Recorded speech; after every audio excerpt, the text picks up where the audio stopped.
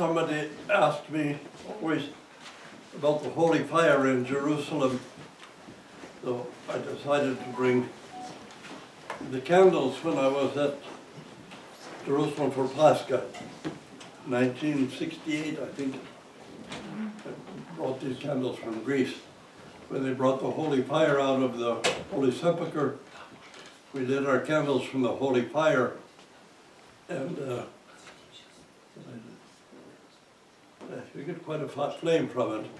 But at the time, we could put it on our face and let it run through our hair, and for our hand did it without burning. Didn't even so much as singe a hair on our beards or our hair. But you can see it's considerable fire. But this candles we brought to put in my coffin at my funeral.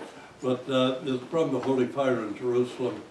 And it's really was a miraculous thing that we could let the flame run across our face and through our hair and across our hands, never burn or singe even one hair on our face.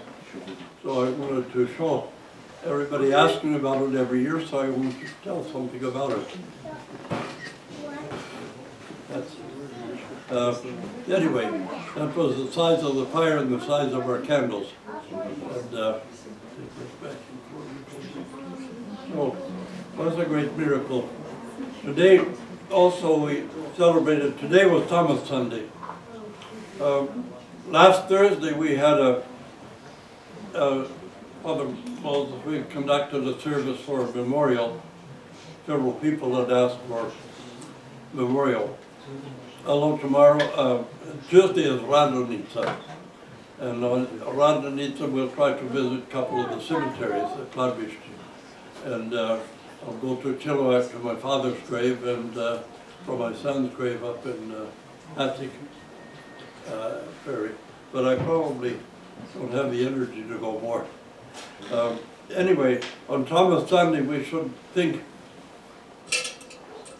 we sometimes use it as a bit of a pejorative, look down on doubting Thomas. But Thomas doubting wasn't foolish. Vladika Antony Krapavitsky said he was a wise doubter. He wanted to make sure it was Jesus Christ, not somebody else. For us too, we should try to make sure it's Jesus Christ that we're following, not somebody else. That's why we are called Orthodox.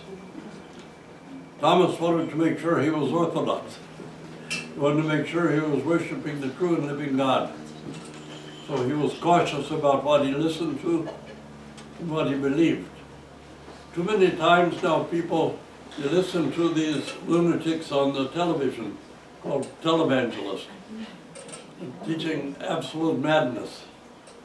And we pick up some of that and it goes into our heads. And so we're knocked off the true path by that. We should make sure it's the true and living God that we're worshiping, Jesus Christ, just as Thomas did.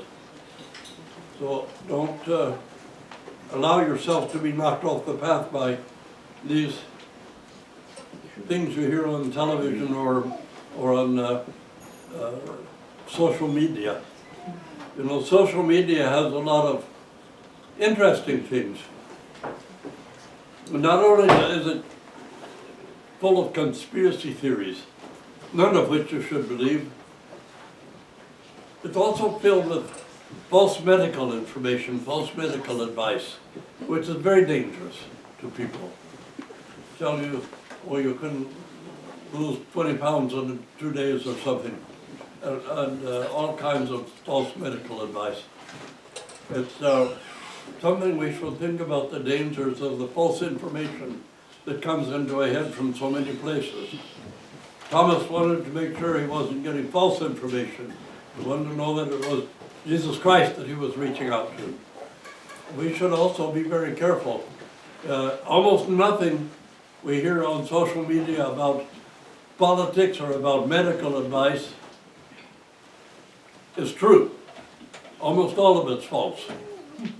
And it's I can tell you that the medical advice, psychological advice is very dangerous, can kill people. But the conspiracy theories on social media can also kill people, can also raise people to violence and make their hearts unsteady and their soul unsteady. So we should follow the example of Thomas. Make sure that it's the real thing that we're feeling.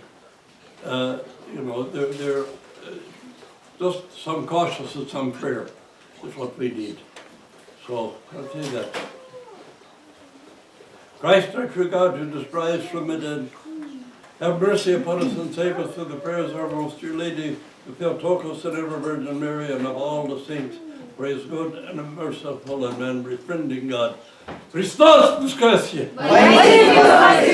Christos Anesti! Christos a enviat! Christ agda! Christ is risen! Truly is risen!